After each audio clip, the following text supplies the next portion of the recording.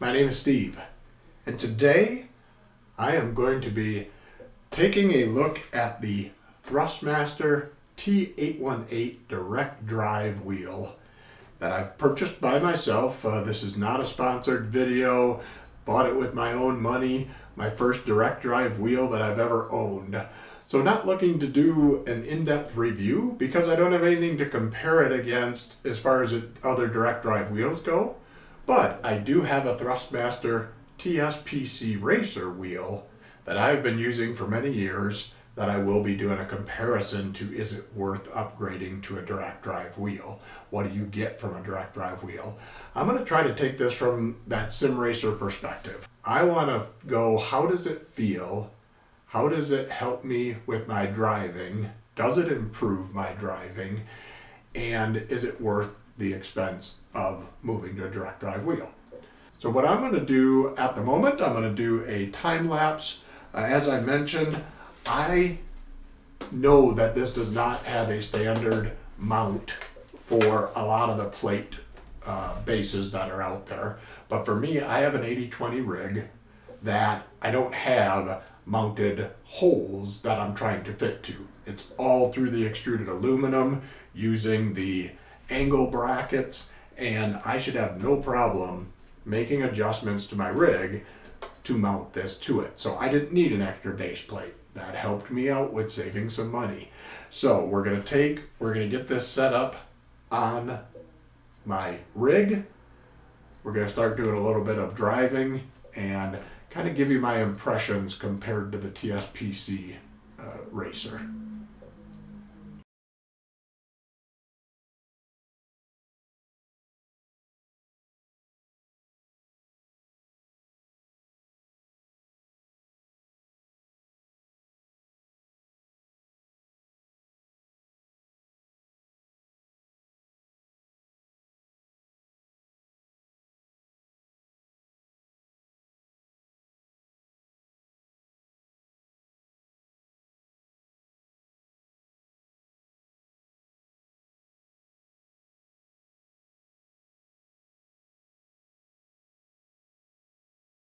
Now that we have everything installed on the sim rig, I'm gonna go through my initial setup. I am using iRacing for all of my sim racing, and we're gonna go through some of the tools I use with iRacing and how I've been comparing this against what I'm so used to with the TS-PC Racer. So we are in the Thrustmaster control panel, which is the first thing you'll get installed. I'm using 900 degrees of rotation, but you can adjust that here to whatever you like.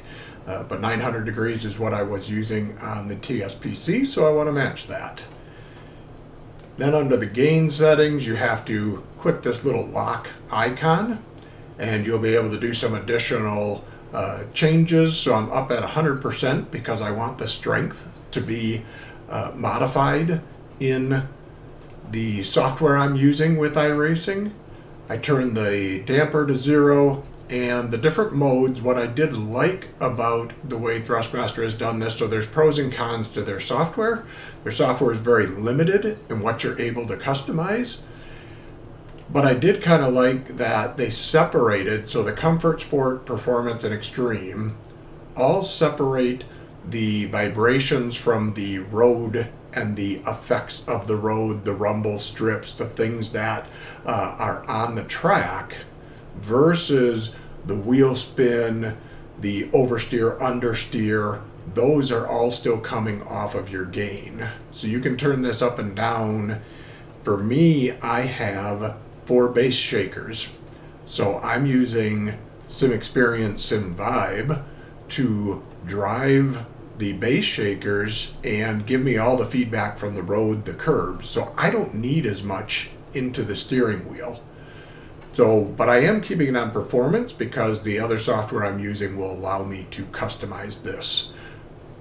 And then you can obviously change the LED settings and use all of that for the LEDs on the front. Now, one thing I did notice when I'm sitting here with my steering wheel, I don't see the LEDs. So depending on the angle of your wheel, the steering wheel tends to block it anyway. So the LEDs don't do a whole lot for me. And I'm going to be in VR. Everything I do is in VR, so the reality of the look and the feel of the LEDs, I'm not too worried about. Other software I am using with iRacing is irFFB, iRacing Force Feedback. I'm using the 2022 version of this. I'll put a link down below. There is some setup, and there's other videos that'll take you through how to set this up. But I have really been impressed. I enjoy the controls this gives me, and it gives me a lot more force feedback settings than what I get in iRacing. So I am using the Thrustmaster Advanced, and as you go through this, everything is subjective and everything is up to each person how they want to configure it. So one of the things I highly recommend is just turn everything down to 0. Then just take the bump intensity, move it up, go on track and try it. And you can adjust this while you're in the game. Then turn that off and see what the oversteer does. Turn that off, see what the understeer does. Check each one of these individually. Set them all where you like them and see how do they work together.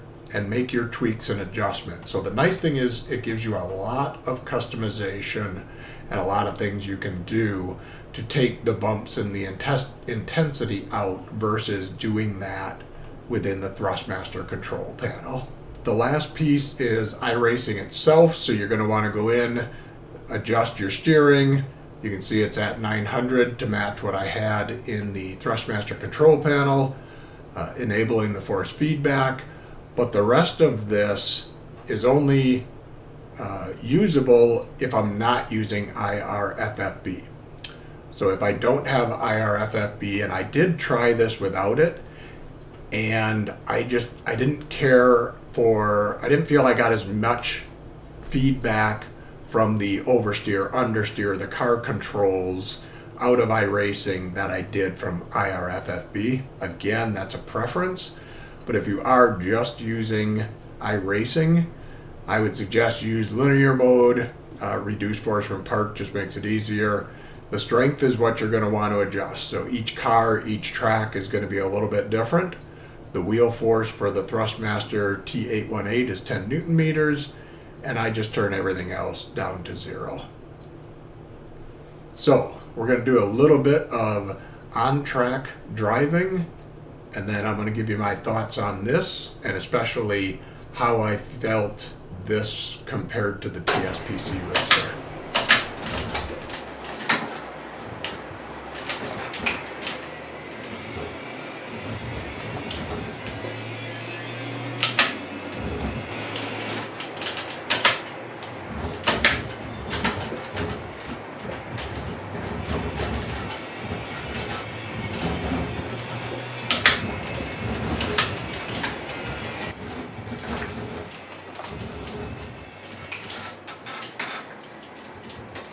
So, to give you some of my thoughts on the Thrustmaster T818 Direct Drive wheel, was it worth an upgrade? And really just some thoughts on Direct Drive in general, even though this is my first Direct Drive wheel. I've done a lot of research, I've done a lot of looking and watching a lot of the videos.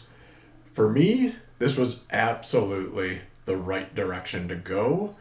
Sticking with the Thrustmaster, I already have a couple of wheels, so I'm very, very happy. But to be honest, my first impressions when I set this up, when I got in and started driving, I was a little underwhelmed. I expected more because there was so much hype around Direct Drive. And coming from the TS-PC Racer, which I consider a very good belt drive wheelbase that I've used for many years, I wasn't quite sure initially whether it was the right choice or not. But I went back, I reset all of my settings, tweaked each one individually, and made sure I tuned it to where I felt it was about where I want it. Still going to end up doing more tweaking. Went in and started doing some laps. And suddenly it clicked. And I felt how good a direct drive wheel is and why it is such a big improvement over the belt drive wheels and over the TS-PC. And it's about car control and knowing what the car is going to do. knowing the oversteer, the understeer, the weight of the car. And what I started finding myself being even better at was throttle control. Something I didn't quite expect. But throttle control with the direct drive wheel, I was able to now feel like I was controlling the car. If I was starting to slide a little bit into a corner, I could keep some extra throttle on, take slight adjustments in the wheel, and still keep the car under control and come out of the corner faster. And my lap times dropped very quickly within 5 to 10 laps, having everything set up correctly. With the TS-PC, you get to a point where once you're at the edge or slightly over, you don't quite have the sensation to be able to feel it to make the correction. I would spin out. I would either have to completely let off the throttle, and I didn't have that feel for how to just maybe adjust the throttle a little bit. Just come off a little bit on the throttle, put a little bit of steering angle in, and control the car around the corner, maintaining that speed down the next stretch. I was finding I kind of hit a limit with the TS-PC as to what I could do. So I believe direct drive wheels in general will give you that feel, whether it's the T818 or the CSL-VD or the Moza V9 or the Logitech G Pro. The direct drive wheel puts you in control of the car, but absolutely was worth the upgrade. And I'm really, really excited now to get back to this. Kind of was a rejuvenated me in now getting even more out of my sim racing experience. So I hope some of this helped you in making some decisions. If you're just getting into sim racing, you're not quite sure if this is something you're going to want to do or not, I can very highly recommend a TS-PC or a TX from Thrustmaster. They've been very good wheel bases, even though they're belt drive, because you can get a long way with that. But when you start hitting that upper level where you don't find yourself improving, you're still maybe somewhat behind some of the other drivers, haven't quite gotten the full amount out of it, a direct drive wheel will get you there with the right pedals. I'll tell anybody, if you're going to make an investment in sim racing, a good set of pedals is your number one investment. And that's really a good brake pedal, obviously. And I've got the Fanatec V3 pedals. They're not the greatest pedals. They're not the highest, most expensive pedals. But with those, with the brake performance kit, I feel very confident with the brake. So I hope you enjoyed this. I hope it maybe helped you a little bit. Let me know your thoughts. Have you upgraded to a direct drive wheel? Were you a little underwhelmed when you first got it compared to some of the other wheelbases you've had in the past? So I hope this helped. Hope you enjoyed it. We'll see you in the next one.